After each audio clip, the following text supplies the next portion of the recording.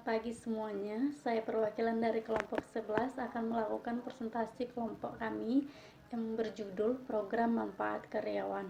Sebelumnya saya akan memperkenalkan diri. Saya sendiri Midawati Simangunso, ada Vijita Novitri Sari Sormin, Triwijaya Panjaitan, Noni Susyana, Nona Janti Purkoni. Identifikasi tujuan program tunjangan. Tunjangan merupakan bagian dari kompensasi kerja. Kompensasi merupakan pengaturan pemberian balas jasa bagi karyawan yang berfungsi untuk meningkatkan produktivitas kerja karyawan. Tujuan yang diberikan tunjangan adalah sebagai berikut. Yang pertama, untuk mempertahankan keberadaan karyawan yang berkualitas bagi perusahaan. Yang kedua, penghargaan terhadap prestasi dan loyalitas karyawan. Yang ketiga, menjamin keadilan bagi karyawan. Yang keempat, pengendalian biaya. Yang kelima, memperoleh peraturan-peraturan. Yang keenam, memperoleh karyawan yang bermutu. Yang ketujuh, memotivasi karyawan untuk bekerja lebih giat. Yang kedelapan, meningkatkan kepuasan kerja. Yang kesembilan, meningkatkan pegawai-pegawai baru. 10. Mengurangi pemutaran karyawan. 11. Menjaga agar serikat pekerja tidak campur tangan.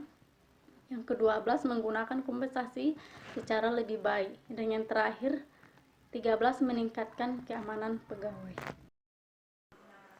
Program tunjangan karyawan. 1. Program perlindungan penghasilan atau pendapatan. Program-program ini melindungi karyawan ketika penghasilan mereka terganggu karena mereka kehilangan pekerjaan, karena mereka tidak dapat bekerja karena sakit, cacat, atau kecelakaan kerja atau karena pensiun.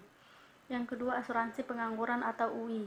Program ini diperkenalkan pada tahun 1940 untuk memberikan perlindungan pendapatan jika terjadi pengangguran karena kehilangan pekerjaan atau PHK. UI tidak mencakup karyawan yang mogok atau telah dikunci. Tujuan mendasar UI adalah memberikan perlindungan keuangan agar individu dapat menemukan pekerjaan yang sesuai dengan keterampilan, pengetahuan, dan kemampuannya. Dalam keadaan tertentu, UI memungkinkan penganggur untuk mengejar program pelatihan khusus. Yang ketiga, kompensasi pekerja. Pada dasarnya, program ini mencakup cedera karyawan, kecacatan, atau kematian yang disebabkan oleh kecelakaan terkait pekerjaan. Program ini dikelola oleh kompensasi karena klaim karyawan diselesaikan oleh Commission Kompensasi Pekerja berdasarkan jadwal kecelakaan yang ditetapkan dalam kompensasi yang sesuai. 4. Program asuransi kelompok. Program asuransi kelompok menawarkan perlindungan pendapatan jika terjadi kecacatan atau kematian. Di bawah rencana asuransi catat kelompok, karyawan dilindungi dari distortion pendapatan yang dihasilkan dari kecacatan jangka panjang yang tidak dapat diatribusikan.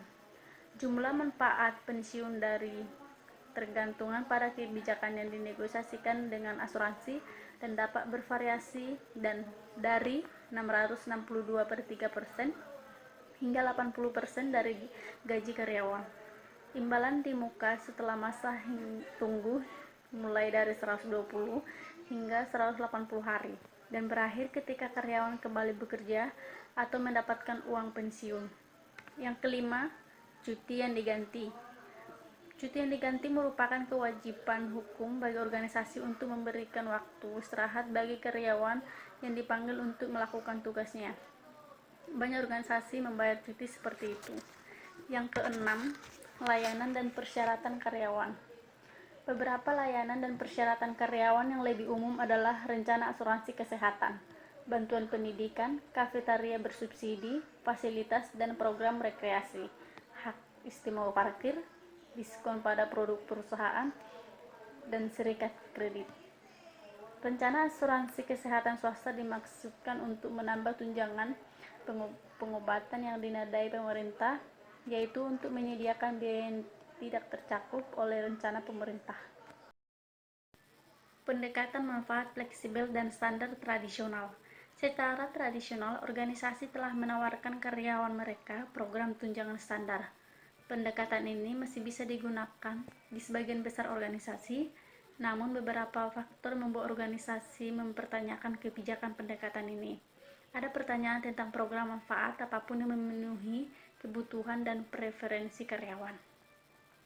Misalnya karyawan yang lebih tua memiliki preferensi yang lebih baik untuk pensiun, dan karyawan dengan anak-anak lebih suka paket asuransi kesehatan. Selain itu, program tunjangan yang sudah berstandar seringkali mengadakan cakupan untuk karyawan yang pasangannya memiliki cakupan yang sama dengan karyawan mereka. Kriteria desain program manfaat yang efektif. Deskripsi program manfaat menunjukkan bahwa tidak hanya banyak jenis manfaat, tetapi ada juga beberapa variasi di setiap jenis manfaat, namun semua manfaat memiliki satu fitur yang sama. Mereka adalah elemen atau komponen dari sistem kompensasi organisasi. Oleh karena itu, model manajemen penghargaan yang efektif dan memberikan kerangka kerja yang bermanfaat untuk mengembangkan pedoman untuk merancang program manfaat.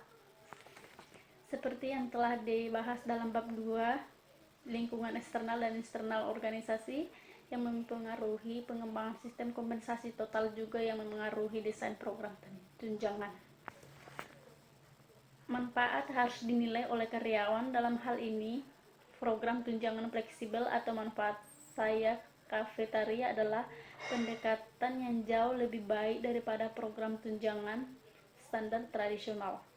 Kebebasan karyawan untuk memilih manfaat yang memenuhi kebutuhan dan kesukaannya adalah fitur penting yang meningkatkan valensi manfaat. Partisipasi karyawan dalam desain dan implementasi program tunjangan akan membantu meningkatkan arti penting dalam valensi. Kesimpulan dari makalah kami ialah bab ini mengeksplorasi berbagai program manfaat yang ditawarkan oleh organisasi. Diskusi difokuskan pada 3 kategori utama. Yang pertama, program perlindungan pendapatan, kedua, cuti yang diganti, dan 3, layanan karyawan dan uang muka. Program tipikal dalam setiap kategori dibahas dalam hal tujuan, kondisi kelayakan, ketentuan manfaat, pengaturan pembiayaan, serta kelebihan dan kekurangan. Beberapa dari program ini diamanatkan oleh undang-undang, dan yang lainnya dinegosiasikan antara serikat pekerja dan manajemen atau disediakan atas kebijaksanaan pengusaha. Diskusi mengenai tunjangan fleksibel atau tunjangan kafetaria menunjukkan bahwa program tunjangan semacam ini memiliki beberapa keunggulan dibandingkan program tunjangan standar yang saat ini ditawarkan oleh sebagian besar organisasi. Sebagai kesimpulannya, dicatat bahwa manfaat dapat dikatakan dirancang secara efektif hanya jika dirasakan oleh karyawan sebagai hal yang menonjol, valen, dan bergantung pada perilaku pekerja yang diinginkan. Demikian hasil presentasi kami dari kelompok 11. Saya mewakili kelompok 11 mengucapkan terima kasih dan selamat pagi.